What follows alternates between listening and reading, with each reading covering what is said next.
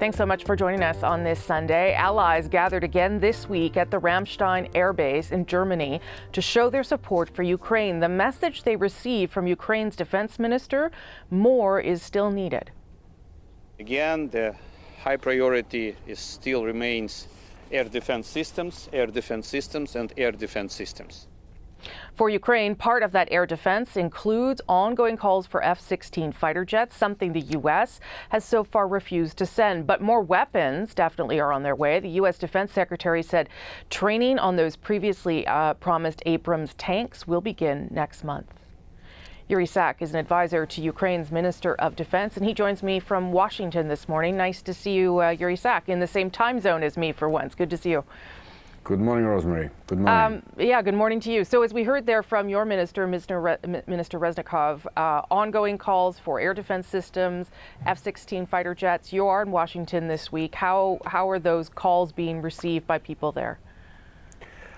Well, Rosemary, overall, these calls are understood and heard by our allies, and this is why, what happened at Ramstein Air Base in Germany just a few days ago is testimony to that. We get reassurances from our allies that, everybody will stand with Ukraine for as long as it takes.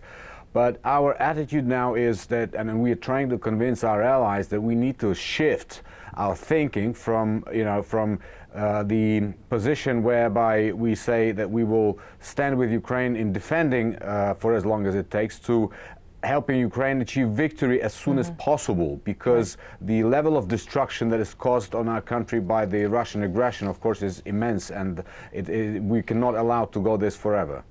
Let's talk specifically about the fighter jets. When I spoke to Minister Reznikov a few months ago now, he did seem more optimistic, perhaps, than he should have been. He seemed to think that fighter jets were going to come. Do you have any sense whether anyone other than Poland and Slovakia is willing to do that?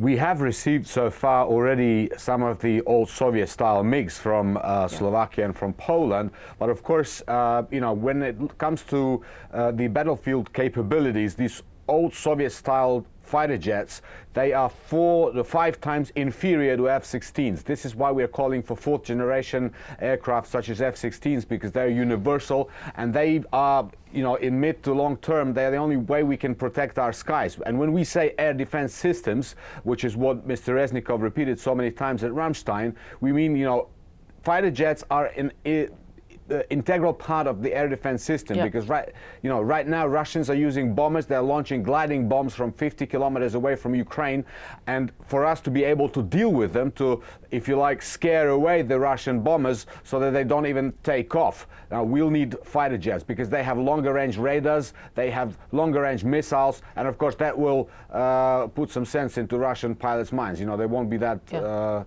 bold.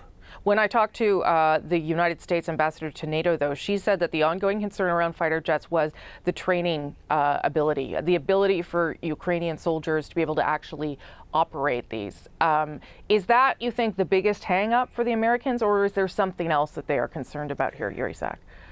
In the past, we have already seen that, with regards to other types of weapons, platforms, and systems, such as HIMARS systems, air defense systems such as NASAMS or Patriots, main battle tanks, we have seen that Ukrainian soldiers train very fast. And two of the soldiers that have undergone the testing training here in the United States of America, they have proven that our pilots can be trained fast, because they have a very extensive battlefield real combat experience. So and of course we have been saying that this training should have started a long time ago.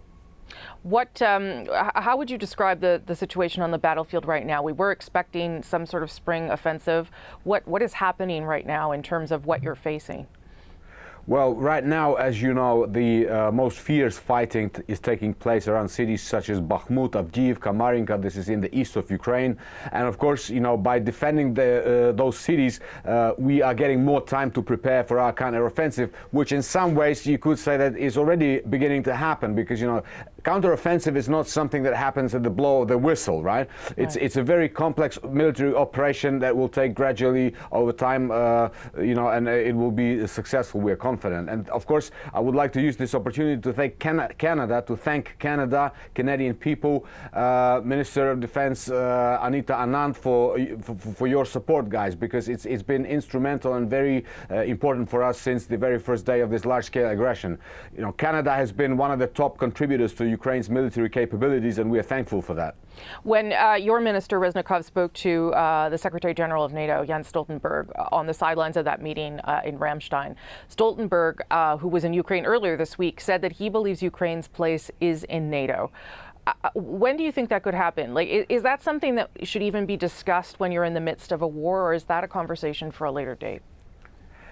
If you look at the reality, we are de facto already a member state of the NATO alliance, because we are using NATO standard weaponry, we are protecting the eastern flank of NATO, we are doing everything we can, and we have succeeded a lot in making our army interoperable with the NATO armies. So from many points of view, we are already part of the NATO, so it will be just a formality. But of course, political decisions will have to be made, and we have reassurances from our allies that everybody sees the future of Ukraine in NATO alliance, and we hope it happens sooner rather than later.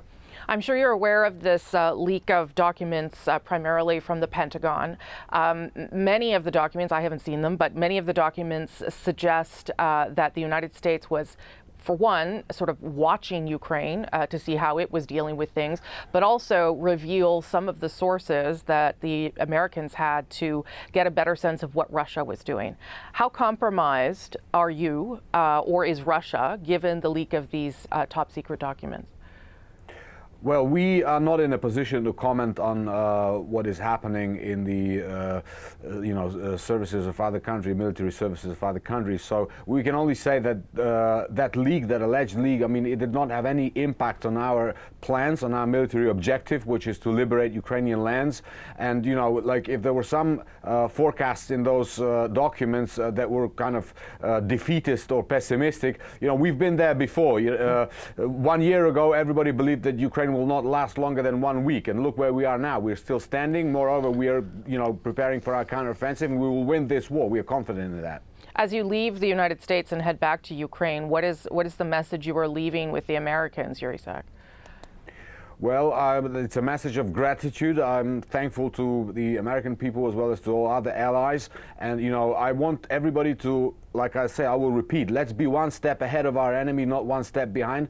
And this will allow us to achieve victory, not for as long as it takes, but as soon as possible. Yuri Sak, nice to see you. Not quite in person, but a little bit closer to where I am. Yeah, that's right. Have a good day and safe travels home. Thank you so much, sir. Thank you so much. Bye-bye. Bye.